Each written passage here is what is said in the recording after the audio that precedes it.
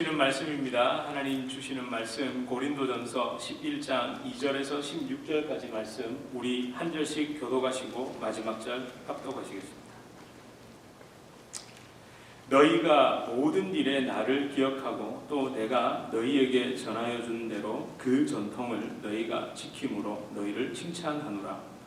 그러나 나는 너희가 알기를 원하노니 각 남자의 머리는 그리스도요 여자의 머리는 남자요 그리스도의 머리는 하나님이시라.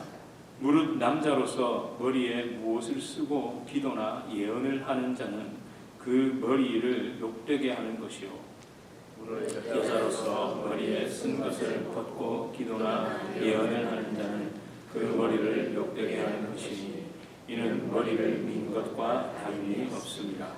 만일 여자가 머리를 가리지 않거든 깎을 것이요 만일 깎거나 미는 것이 여자에게 부끄러움이 되거든 가릴지니라. 남자는 하나님의 형상과 영광이 그 머리를 마땅히 가리지 않거니와 여자는 남자의 영광이니라. 남자가 여자에게서 난 것이 아니요 여자가 남자에게서 났으며 또 남자가 여자를 위하여 지음을 받은 것이 아니고 여자가 남자를 위하여 지음을 받은 것이니 그러므로 여자는 천사들로 말미암아 권세 아래에 있는 표를 그 머리 위에 둘지니라. 그러나 주 안에는 남자 없이 여자만 있지 않고 여자 없이 남자만 있지 아니하니라. 이는 여자가 남자에게서 난 것 같이 남자도 여자로 말미암아 났음이라. 그리고 모든 것은 하나님에게서 났느니라. 너희는 스스로 판단하라. 여자가 머리를 가리지 않고 하나님께 기도하는 것이 마땅하냐? 만일 남자에게 긴 머리가 있으면 자기에게 부끄러움이 되는 것을 본성이 너희에게 가르치지 아니하느냐? 만일 여자가 긴 머리가 있으면 자기에게 영광이 되나니 긴 머리는 가리는 것을 대신하여 주셨기 때문입니다. 논쟁하려는 생각을 가진 자가 있을지라도 우리에게나 하나님의 모든 교회에는 이런 관리가 없느니라. 아멘. 예, 서로 앞뒤좌우로 좀 인사하시겠습니다. 잘 오셨습니다. 반갑습니다. 예, 너무 반갑습니다. 지난 수요일이죠. 수요일을 시작으로 사순절 기간이 이어지고 있습니다. 지난 수요일이 바로 제의 수요일이라고 해서 사순절 기간의 시작을 알립니다. 종교 절기를 의무적으로 지키는 것이 아닙니다. 우리를 위해 십자가에서 죽으시고 부활하신 예수님을 믿는 믿음과 그분을 향한 깊은 사랑 안에서 사순절 기간을 보내야 합니다.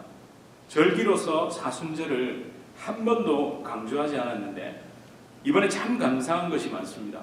이렇게 40일 결단 기도를 하게 됐고요. 또 참 우리 성도님 중에 한 분의 그 어떤 뜨거운 열망이죠. 기도하고 싶은 그런 열망이 또 저에게 전달되고 그것이 우리 감동 안에서 모든 성도님들이 참 좋겠다 이렇게 돼서 우리가 시작하게 됐습니다. 그렇게 결단의 기도를 시작하게 된 게 참 감사하고 또 개인적으로는요. 학교에서 아이가 갑자기 돌아왔어요. 지난 수요일날 수요일이었죠. 오더니 아빠 렌트가 뭐예요? 이러는 거예요. 렌트 저는 발음이 이렇게 잘 안 들려요. 렌트인 줄 알고 얘가 뭘 빌리려고 그러나 그랬다가 그게 알고 봤더니 이제 그 사순절 영어로 렌트잖아요. L-E-N-T 그걸 얘기했던 거예요. 제가 정신 차리고는 사순절 얘기하는 거구나 이렇게. 그래서 그랬죠. 아빠가 주일날 말했던 사순절 그게 뭐냐면 4 곱하기 순이 우리나라 말로 순수 한글로 10이란 뜻이야. 40일을 의미하는 거야. 부활주일까지 40일 동안 예수님의 십자가를 묵상하는 기간이란다. 제가 이렇게 설명을 해줬습니다. 그러자 애가 또 이런 질문을 해요. 친구들이 물었대요. 렌트인데 너 금식 안 하냐 이렇게 물었대요. 얘가 이제 아빠가 목사고 기독교인인 걸 아니까 친구들이 그걸 물은 거죠. 그래서 애들이 별걸 다 한다 싶었는데 지금 묘하게 라마단 이슬람의 금식 기간인 라마단과 지금 우리 사순절이 살짝 겹칩니다. 그러니까 이제 애들이 지금요, 이 이슬람 교도들이 굉장히 여러분은 모르게 많이 침투해 있습니다. 지금 제가 소속된 저희 아이들이 소속된 그 학교 디스트릭트 교육부에서도 편지가 와요. 이메일. 라마단 기간에 특별히 그 아이들을 위해서 방을 지정해가지고 걔들이 모여 있을 수 있도록 한다. 이런 이메일들이 막 와요.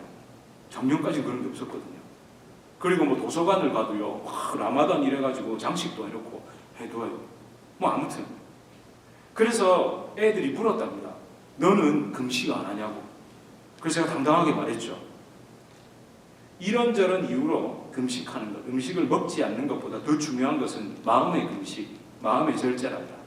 우리 주일날 말씀 제목 기억하지? 거룩한 가지치기. 이게 더 중요하다고 이제 이 얘기를 좀 이어갔습니다.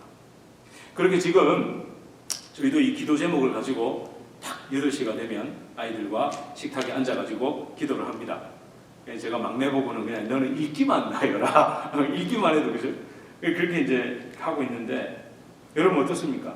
여러분도 강요가 아닌 자발적으로 기도하고 계시죠?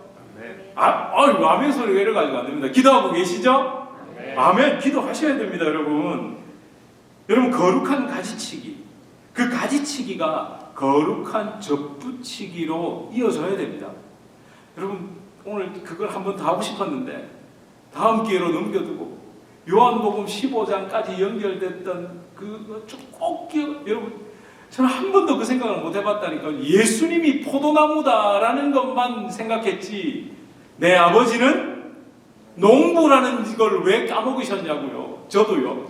그러니까 우리를 가지치기 해서 접붙이게 하려고 그 포도나무이신 예수님을 십자가에서 가르시고 우리를 접붙이게 하셨잖아요.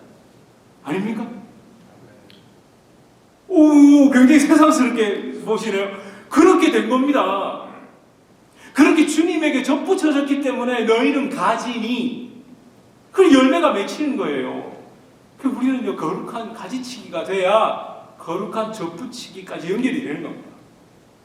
여러분 그렇게 정말 거룩한 접붙이기까지 연결돼서 생명의 열매가 여러분들의 삶에 주렁주렁 맺히길 축복합니다. 네. 감사합니다.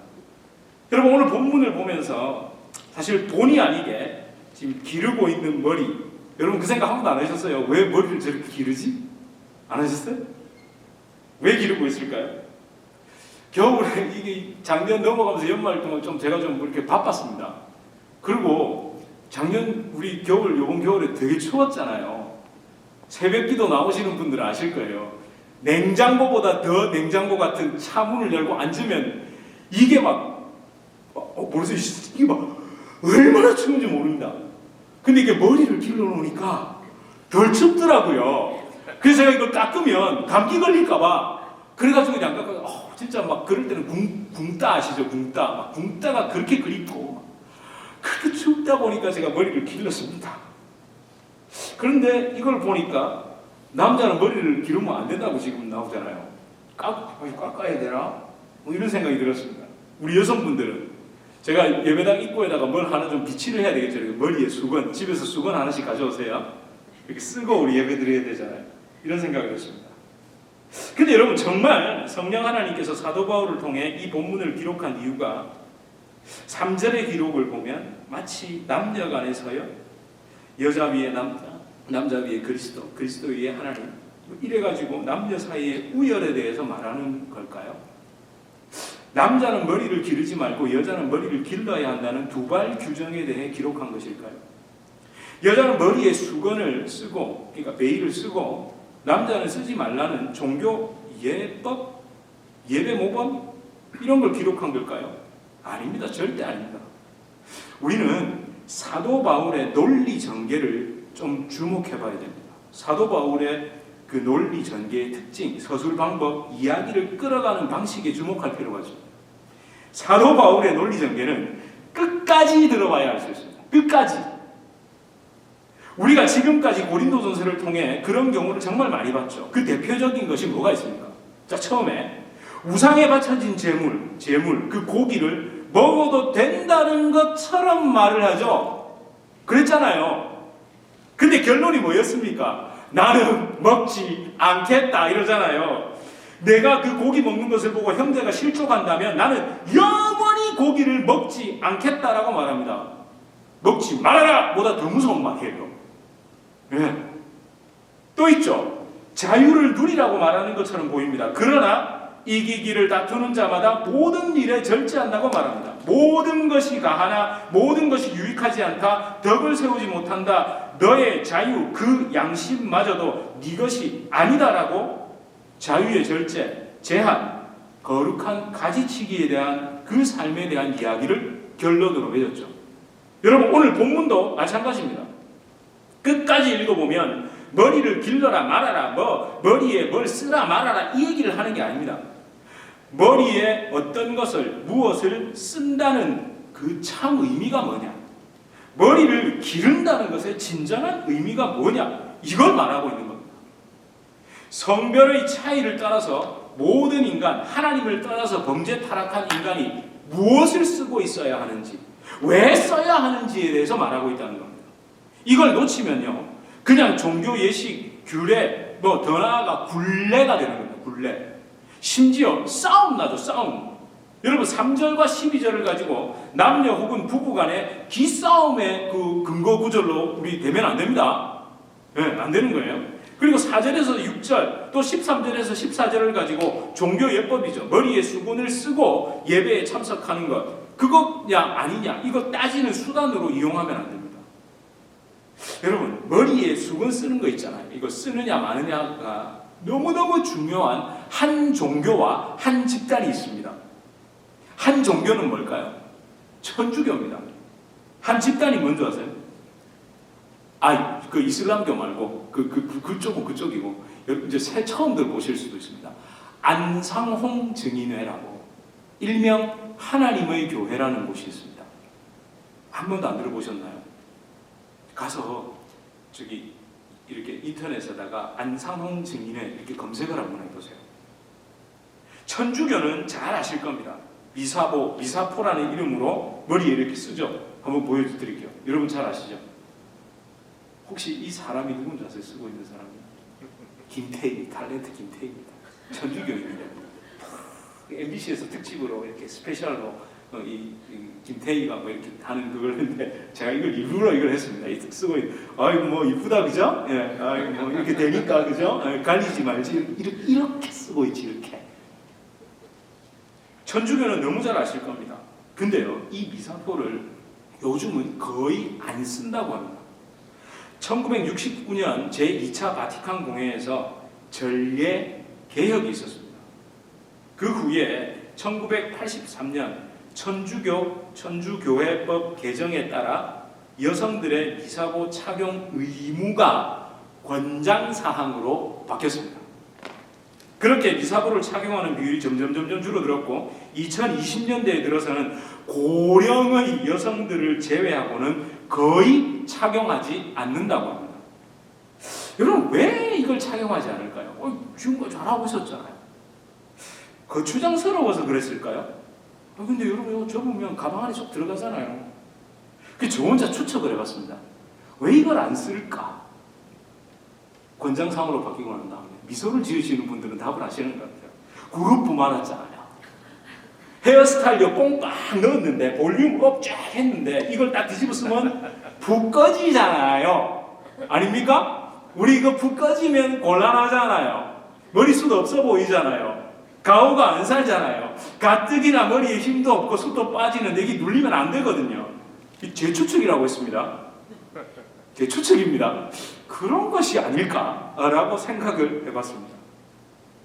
근데 여러분 이렇게 헤어스타일이 망가지는 그 가오가 죽는 상황에서도 미사보를 생명처럼 쓰는 사람들이 있습니다. 바로 아까 앞에 말했던 한 집단 안상홍 증인입니다.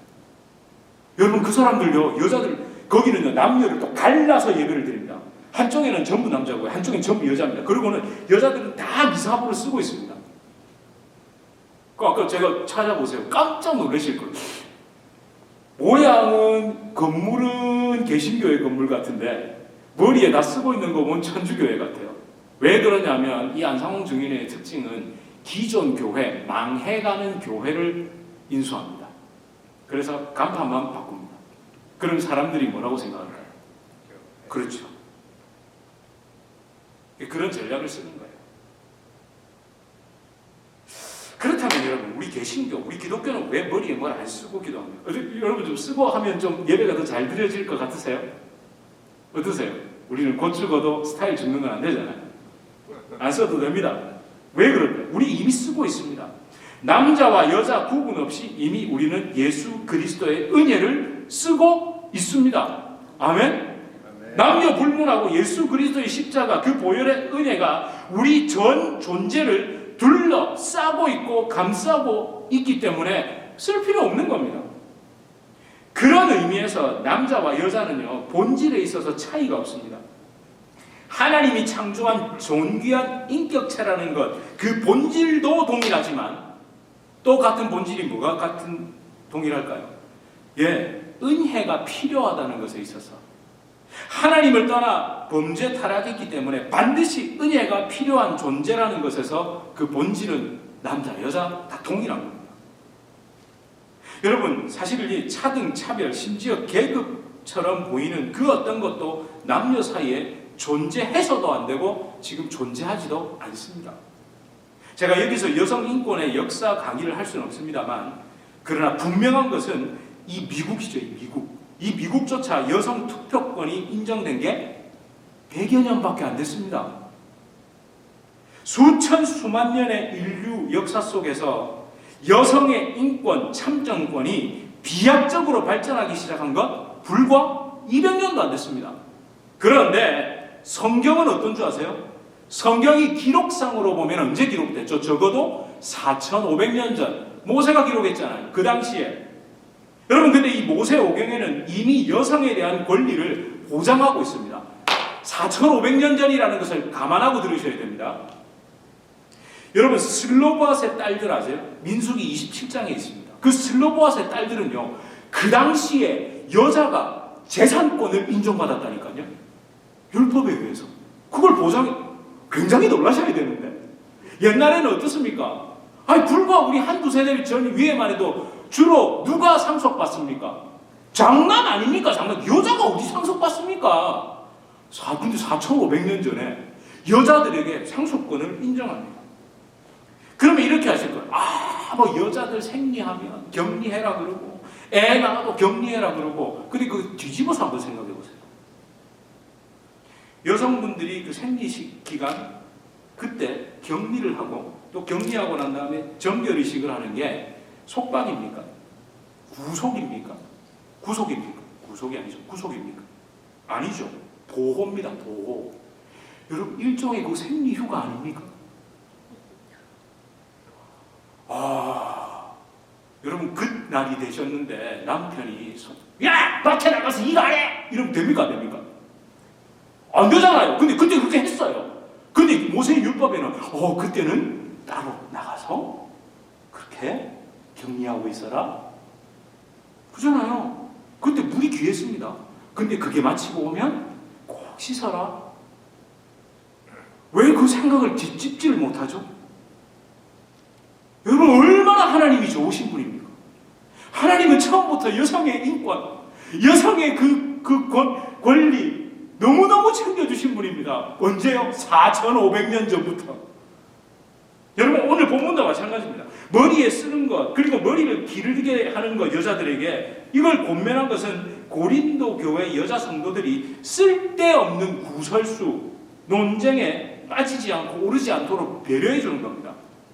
당시 고대 근동 문화권에서 여자는 가족을 제외한 남자에게 머리카락을 노출시키거나 이 목덜미 있죠, 귀 노출시키는 건 굉장히 부정한 것, 더러운 것, 나쁜 것으로 봤습니다.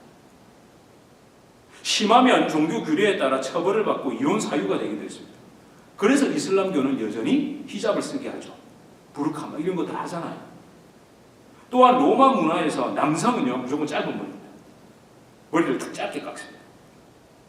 그리고 여자는 긴 머리, 이게 문화이자 상식이자 규범 같은 거였습니다. 이런 상황 속에서 사도 바울은요 당시의 문화와 종교를 수용하고 있습니다. 그러나 무분별한 수용이 아닙니다. 수용을 하되 accept 받아들이되 수정해서 correct 바로 잡아서 수용하고 있습니다. 이 수정하는 방법은요 형식이나 그런 외형을 수정하는 게 아닙니다.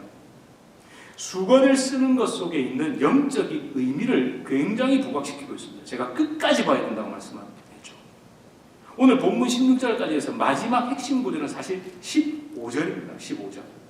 우리 함께 읽어볼까요? 15절 다시 읽겠습니다. 시작. 만일 여자가 긴 머리가 있으면 자기에게 영광이 되나니 긴 머리는 가리는 것을 대신하여 주신 것이기 때문이다. 여러분 이게 뭘까요? 이 속에 담겨있는 고린도 교회 성도 여러분 잊지 맙시다. 수건을 써야 하는 이유, 머리를 길러야 하는 이유, 그 속에 담긴 영적 의미를 잊지 말아야 합니다. 그것을 안다면 억지가 아닌 기쁨으로 쓰게 될 겁니다. 머리를 기르게 될 겁니다. 그러면서 이 본문의 속에 담겨있는 의미, 여러분 이 영광, 긴 머리가 여자에게 영광이 된다는 게 아름다운 머릿결 그걸까요? 아니요. 뭐라고 얘기합니까? 긴 머리가 뭐라고요? 네? 그렇죠. 가리는 것, 커버, 뭔가를 가린다는 거예요. 그것 때문에 영광이 된다는 거예요. 그 머리가. 여러분 그리스도인들에게 가리는 것, 뭔가 가리움을 받는 것, 그게 무슨 의미입니까? 죄 용서를 받는 것을 의미합니다. 나의 죄가 십자가의 은혜, 그 보혈로 가리움을 받는다는 것, 그게 우리 구원의 본질입니다. 나는 여전히 죄인으로 있으나 예수께서 십자가로 나를 가려주신다는 거예요. 덮어주신다는 거예요. 그게 우리의 본질입니다. 여러분 시편 32편 2절이 떠오르시지 않으세요? 시편 32편 2절 아마 말씀 보시면 알 겁니다. 32편 2절입니다. 예, 제가 불러드릴게요. 이것도 너무 좋은 말씀이죠. 32편 2절입니다. 제가 읽어드릴게요. 허물의 사함을 받고 자신의 죄가 가려진 자는 복이 있도다. 자신의 죄가 어떻게 해요? 가려진 사람이 복이 있답니다. 다윗의 시편입니다. 우리가 아는 것처럼 다윗에게 이 고백은 이론, 교리, 지식, 상식이 아니라 실제였죠. 다윗 하면 어떤 사람이 왕된 사람 아니요. 용서받은 죄인의 표본입니다. 다윗은요, 용서받은 죄인이 어떤 존재인지, 가려주시는 은혜가 얼마나 큰 것인지를 너무나도 적나라하게 체험한 사람입니다. 근데 여러분, 여기서 머물 수가 없습니다. 우리가 가려주시는 은혜를 받을 수 있는 이유가 뭘까요? 가리고 찾아오신 예수님입니다. 다시요. 가려주시는 은혜를 받을 수 있는 이유는 가리고 찾아오신 예수님 때문이다.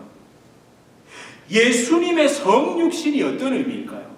사실은 가리고 찾아오신 하나님의 은혜, 그 은혜의 정점입니다.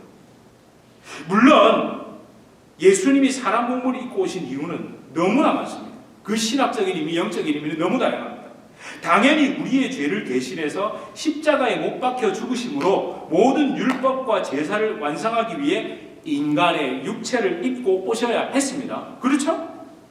그리고 또 어떻습니까? 인간의 육체를 입고 오심으로 보이지 않는 하나님이 사람 몸을 입고 오심으로 그 현현 나타나셨잖아요. 너무 신기한 겁니다. 하나님이 저처럼 말을 하시는 거예요. 응? 땅에 글도 쓰시고요.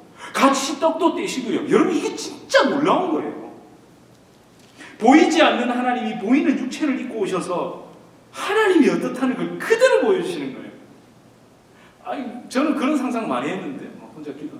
여러분 그 예수님과 눈빛이 교환될 때 그 배너에 나오잖아요. 그 장면.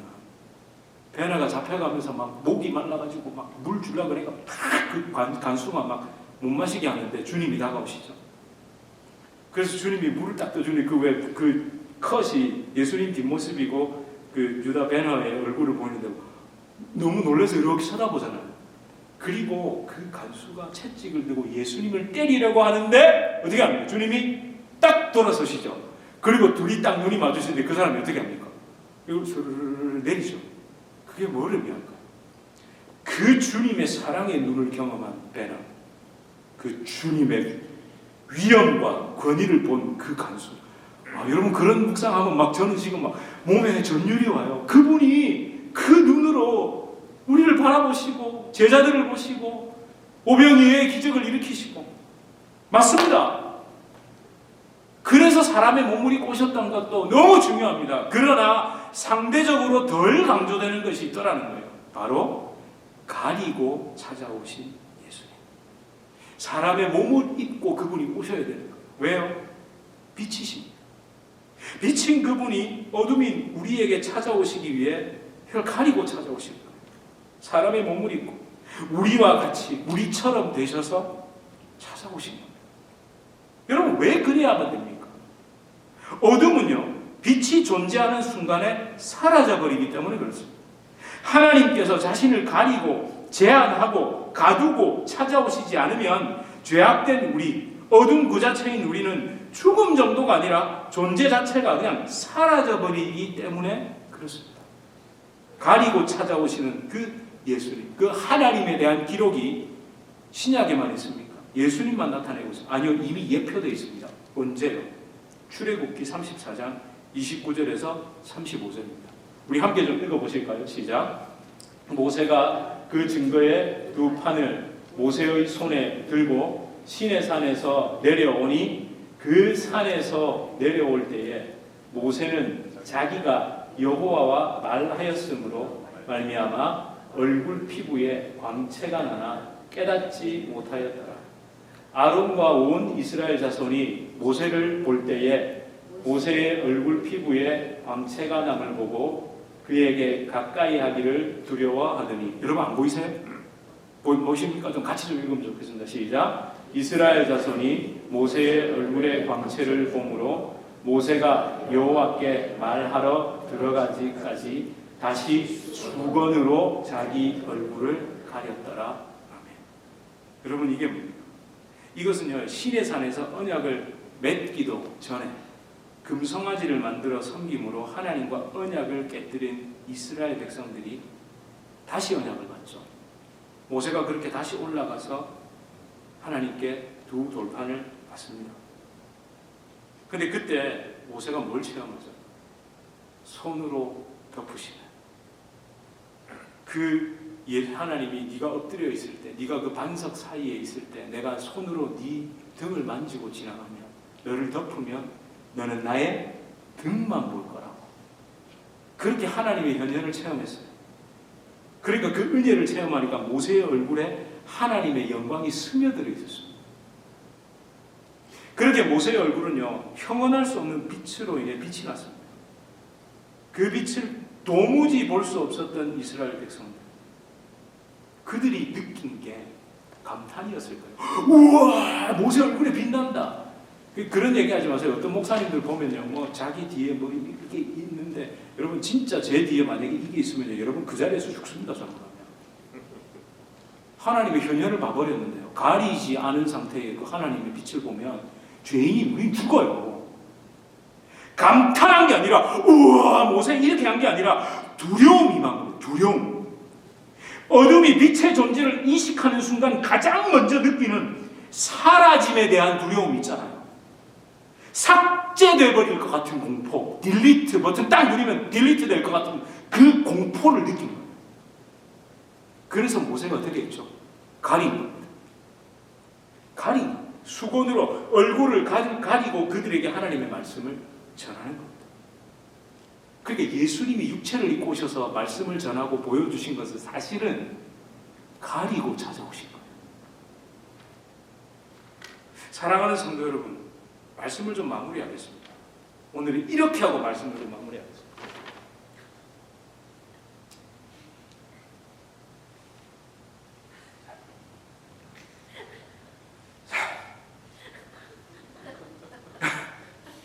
이걸 빨간 보자기를 찾았습니다.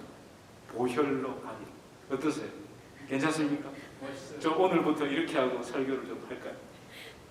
여러분, 이렇게 가리고 있으면요, 이렇게 하고 있는 게 정상입니까? 이렇게 하고 있는 게 정상입니까? 자, 지금 이 모습이겠죠? 여러분, 이 가리는 것으로 번역한 페리보라이온이라는 이 단어는요, 사실은요, 똘똘 말다라는 뜻입니다. 랩 하는 거지, 랩. 똘 마는 게 그 뜻입니다. 단순히 가리는 게 아니라 똘똘 만다는 거예요. 그러니까 느낌이 오시죠. 사실은 긴 머리, 네가 머리에 쓰는 건 은혜로 똘똘 말려있다는 걸 상징하는 겁니다. 죄의 덩어리, 어둠 덩어리 그 자체인 나를 십자가의 보혈로 감싸주신 겁니다. 생명과 빛으로 돌돌 말아버리신 겁니다. 그런데 우리는 그 은혜를 받고 살아간다는데 기독교인이라고 하는 사람들이 너무 뻣뻣합니다.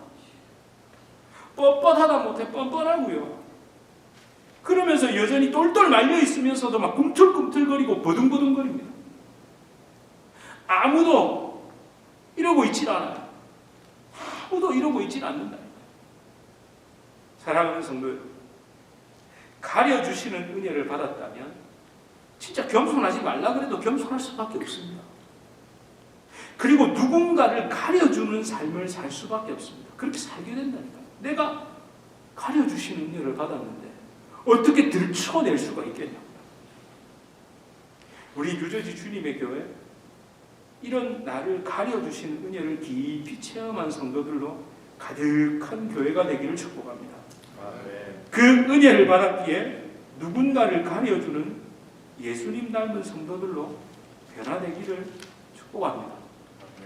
이 시간 우리 함께 찬양을 하고 기도하는 시간 가지고 싶은데요. 보혈을 지나 이 찬양하시죠. 여러분, 보혈을 지난다는 건 진짜 그 보혈에 완전히 가리움을 받는 겁니다.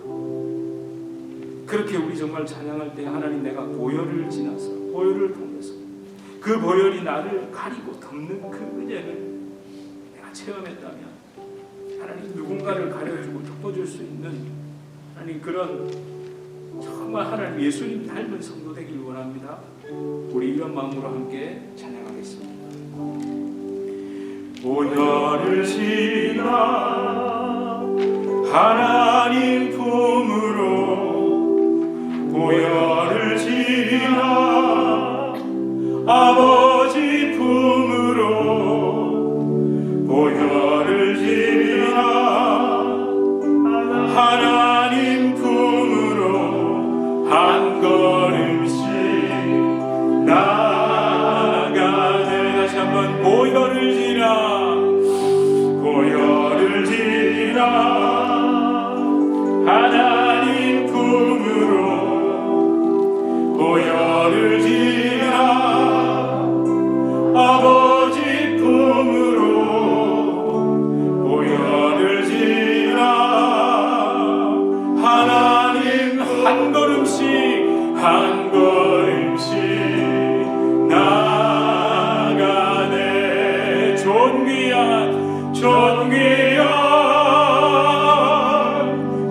보혈이 내 영을 새롭게 하시네. 존귀한 주 보혈이 내 영을 한 번 더 고백합시다.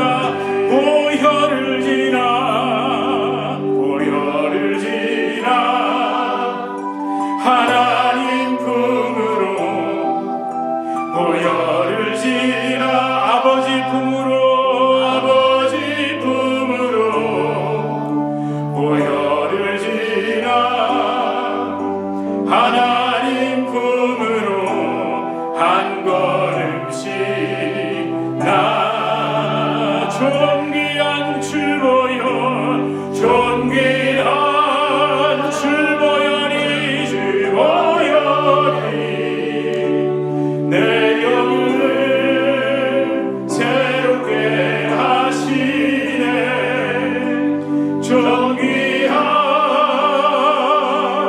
주 보혈이 내 영을 새롭게 하네. 우리 시간 함께 기도합시다. 여러분, 두 눈을 감고 한번 상상해 보십시오. 혹시 큰 수술을 받아보셨나요? 마취된 환자 마냥 알몸으로 내버려 두지 않습니다. 덮어주죠. 수술할 곳을 제외하고는 덮어줍니다. 우리 주님은 분명 우리를 찾아오셔서 수술하시고 바로 잡아주시는 분입니다. 덮어둘 건 덮어두십니다. 저는 뉴저지 주님의 교회가 그 영혼의 수술실이 되기를 소망합니다.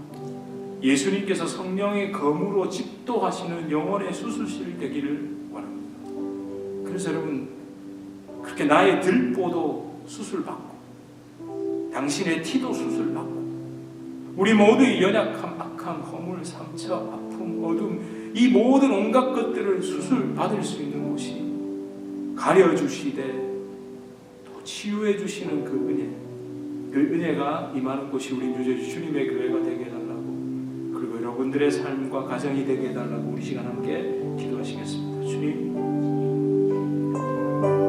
존귀한 주님, 존귀한 주님, 글보혈이 내 영을 세우고 글보혈이 내 영을 세우고 주님 가려주시는 은혜 가운데 그 가려놓고 수술하시는 주님, 나와 함께 그 속에 들어 주님 치유해 주시는 은혜를 경험하게 하시고 도려내게 해주시고 잘라내게 해주시고 나의 어둠과 아픔이 온전히 해결받고 씻음받는 하나님, 그런 귀한 우리 성도님들의 가정과 삶이 될 수 있도록 축복해 주시옵소서. 존귀한 주님의 보혈, 존귀한 주님의 보혈로 가려지고 씻음받는 그 놀라운 교회는 하나님 우리의 가정이 될 수 있도록 축복해 주시옵소서. 주님 사랑합니다. 주님 감사합니다. 하나님, 우리는 가려주시는 은혜를 받은 사람들입니다. 가리고 찾아오신 그 예수님이 우리를 보혈로 가려주시고 은혜로 덮어주셨습니다. 하나님, 그것을 체험했다면 우리도 그렇게 하고 살아야 합니다. 하나님, 우리 뉴저지 주님의 교회 그런 영혼의 수술실이 될 수 있도록 그렇게 다 주님 앞에 나와 가려지는 은혜 가운데 치유받는 은혜, 온전히 세워지는 은혜를 경험할 수 있도록 주님 축복해 주시옵소서. 예수님 이름으로 간절히 기도드립니다. 아멘. 우리 주 예수 그리스도의 은혜와 하나님 아버지의 극진하신 사랑과 성령 하나님의 위로 교도교제 충만케 하시는 역사, 우리를 진정한 은혜의 길로, 진정한 가려주시는 은혜를 체험하고 살아가는 그 성도의 삶으로 끝까지 인도하시는 성령의 놀라운 역사가 우리 주님의 교회 성도님들과 또 우리 주님의 교회로 불러주실 주의 귀한 자녀들 개인의 삶, 가정, 생업, 직장, 사업 하시는 모든 일 가운데 이제로부터 영원토록 함께 있을지어다. 아멘.